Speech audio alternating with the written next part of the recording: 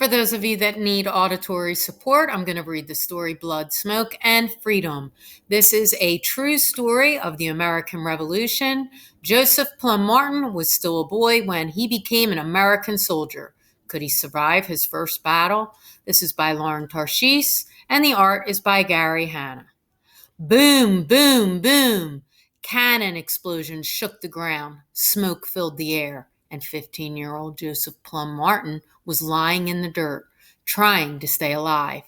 It was August 27th, 1776. America and England were fighting the first big battle of the Revolutionary War in Brooklyn, New York. Just 3 months before, Joseph had begged his family to let him join the American Army. Being a soldier would be a thrilling adventure. He was sure.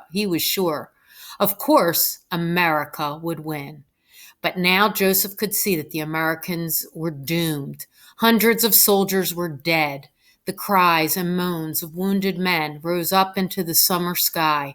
It seemed that Joseph had two choices: surrender or die.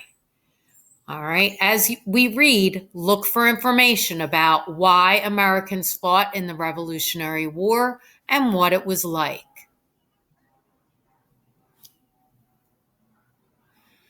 All right, and some just background information. If you lived in 1776, life was different back in Joseph's day. Here were just a few reasons why.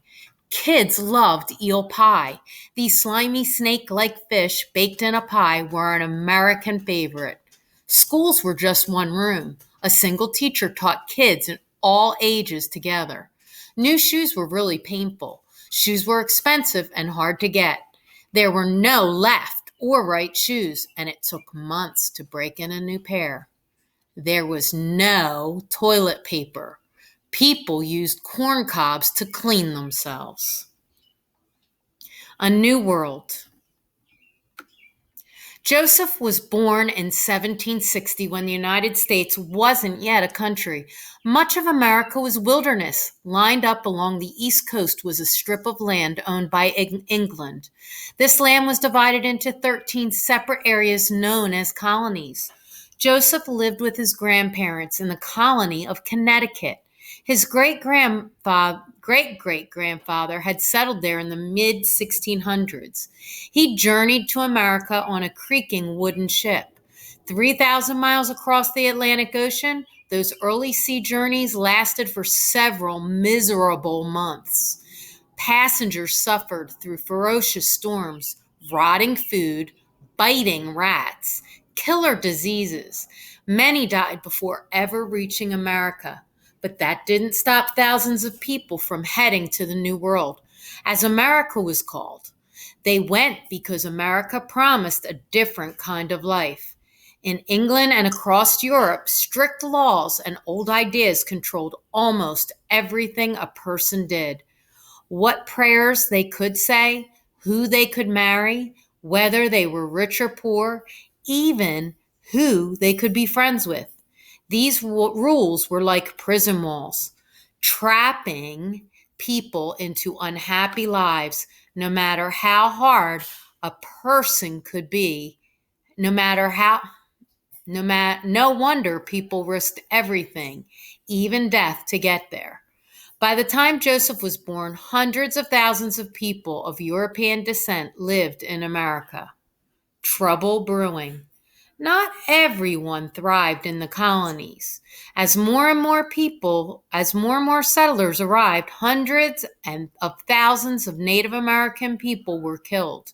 They died of diseases brought by the European settlers, in fights over territory, of starvation, after being forced from their homelands. African people were dragged to American chains and forced to become slaves for the settlers. But for people like Joseph's family, white and free, life was better than almost anywhere else in the world. Joseph had been sent to live with his grandparents when he was 7. They were wealthy and showered him with love. Even as a kid, though, Joseph sensed that trouble was brewing. More and more, Americans were angry with the Mother England. They wanted more say over how laws were made in the colonies. They fumed at England's king, George III. Why should he rule over America when he had never been there? Some said the 13 colonies should tear away from England and become a new country. Like a storm that spins into a hurricane, anger between America and England turned to rage. And then on April 19th, 1775, that rage exploded into war.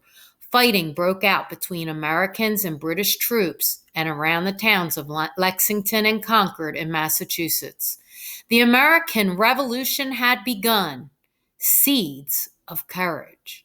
At first, the thought of fighting terrified Joseph, but soon he would later write in his memoir, the seed of courage began to sprout. He begged his grandparents to let him join the new American Army, and in June of 1776, they agreed. His grandmother packed his knapsack with clothing, cake, and cheese. His grandfather gave him a musket and a Bible, and Joseph sailed to New York City, which had been turned into a massive American army camp. I was now what I had long wished to be, he wrote, a soldier. Except Joseph wasn't really a soldier, at least not yet. And neither were most of the nearly 20,000 men and teenage boys who had joined the American Army. Few had ever fought in a war before. Back home, they were farmers, butchers, tailors, shop owners. Some barely knew how to fire a gun. Their leader, General George Washington, had never led an army before. All summer, he struggled to turn his ragtag group into a trained fighting force. Major attack. Joseph didn't complain about the endless marching and shooting practice. He choked down the army meals of corn mush, wormy biscuits, and tasteless meat. He coped with the sweltering summer heat and the stench of human waste that hung over camp. Meanwhile, the British were plotting a major attack on New York. All summer long, British ships, packed with soldiers and weapons, had been streaming toward the city. British redcoat soldiers were the most feared in all the world. By August, more than 32,000 redcoats were camped on Staten Island, just 5 miles south of New York City. More than 400 British ships were anchored nearby. 73 warships were packed with cannons that could blast apart a city block in a minute. Joseph could plainly see those warships lurking like caged beasts, hungry for blood and ready to strike.